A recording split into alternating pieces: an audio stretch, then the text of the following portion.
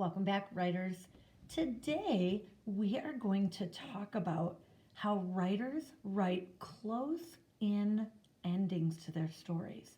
That is just a fancy way of saying your story starts and ends at the same place. So let me show you what I mean. I have a story written where I used a close in ending. My story stopped and started at the same place.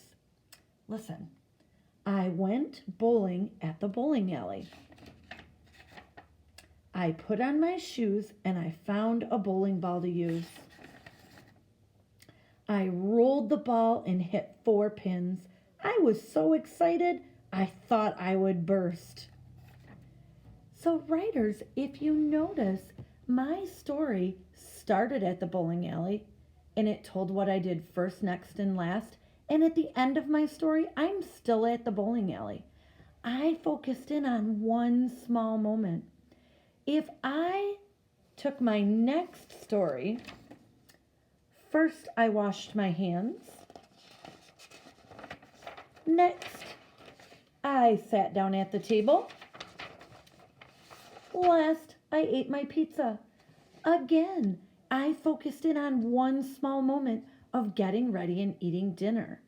Sometimes when I read stories that people have written, they might start in one spot, but then they end somewhere totally different.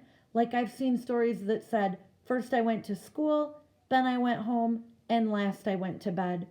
That covers a great big time frame, a great big moment.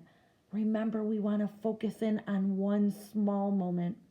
So, writers, today when you're writing, take out a story, reread it, and see if you can think of your story and start and end in the same place.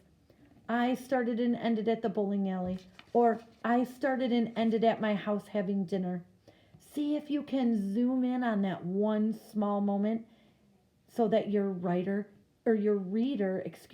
is just hearing about one small part of your day. So, writers, happy writing. Remember, try to zoom in on that ending and make sure that you're doing one small moment.